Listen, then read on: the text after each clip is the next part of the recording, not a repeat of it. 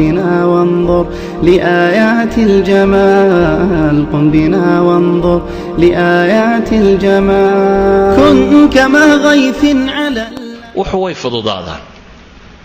إلهي وحي نسيه سبحانه وتعالى مسكح داني آد بأو يرطي جدك إنما كان لغو ميزامة بيدادان و 2.5% وزنك جدك هيدادان و 1300 iyo 30 gram meelahaas bay ku tilmaamaan isku celcelintu kiilo iyo xogaa yar weeyaan maskaxda kugu jirta haweenkana bay dhaadaan rag 40 gram buu ka weeyay yani isku celcelinayna 40 gram bay ka miisaan yariyeen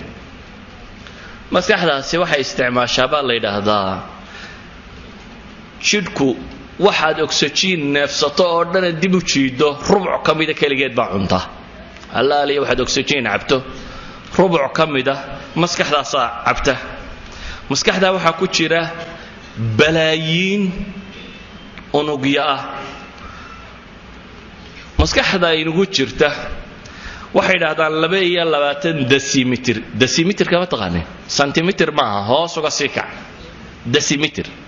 22 decimeter oo murabbac ah yani square ah 22 decimeter intuu leegi somewhat meelahan buu leekaanaya wax aad u yar centimeter waa decimeter 22 decimeter oo square oo maskaxda bini aadamka ka mid bay yiraahdaan waxa ay qaadi kartaa 20 milyan oo volume ama book inta ku qoran bay qaadi kartaa ma u malaynaysaa in awood inta laga wadato waa 22 decimeter in ka mid oo maskaxda sidata ka mid waxa ay qaadi kartaa bay leeyeen 20 milyan oo mujallad oo mutawasit alxajmiya waxay ku tilmaamaan mesela ahad ulama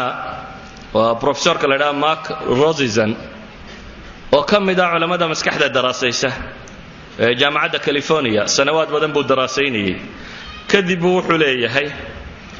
hadii buu yiri maskaxda bini aadamka maalin kasta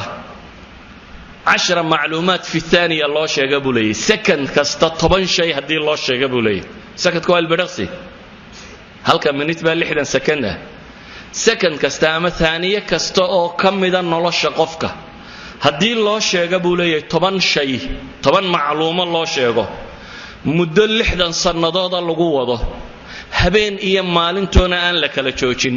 واحد قياسته سكند كستا 10 بالغو شيء يا شيء 60 sanadood baana lagu wadaya habeen iyo maalin bana waa lagu akhrinaya wuxuu leeyahay macluumaadkaasi maskaxda bini aadamka ma buuxinayaan 1 على مليون min حجم العقل buleey 1 على مليون min حجم العقل sida daraadeed bay waxay ku tilmaamaan insaanku maskaxda ku jirta awoodda alla siiyay maba isticmaalo bay leeyeen 10% mooyaane boqolkiiba 10 ayuu ka isticmaalaa bay leeyeen waxa lagu tilmaamaa qoladan computersku waxay ku xisaabtamaan gigahertz inuu processorku inta uu gigahertz uu per second jari karo waxay yiraahdaan maskaxda bini aadamku 400 milyan amaliye xisaab bay fi daqiiqa samayn kartaa waxay ku tilmaamaan maskaxda bini aadamku 30 bilyan macluuma ay fi thaniya mu'aalaja ku samayn kartaa يعني كمبيوتر دنيا يلا سامو ما قبطه waxa lagu tilmaamaa maskaxda bini aadamka iyo xidhiidhada unugyadaadu leeyeen 600 mayl cable iyo wire-ka la dhigi karo ayaa u dhaxeeya bay leeyeen iyada xidhiidhadeeda dhaakiraduna waxay ku xidhantahay bay leeyeen inta xidhiidh ay samayso waxay ku tilmaamaan ahad ulama ba wuxuu leeyahay hadii buu yiri dunida waxa TV iyo television iyo radar iyo telegraph iyo telecommunication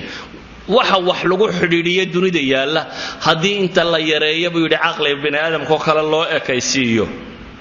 waxa soo dhan waxa iskaga badan buu leeyahay bini aadamka maskaxdiisa yani all telephone dunida yaala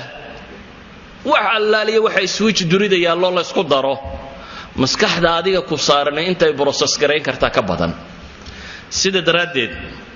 ayu ahad ulama waxa uu ku tilmaamaya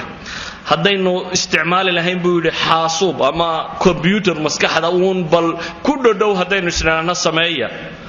waxa dhici lahayd buu yiri inaynu sameeyno guri 10 dabaq ka kooban oo 770 mitir square ku yaala buu leeyahay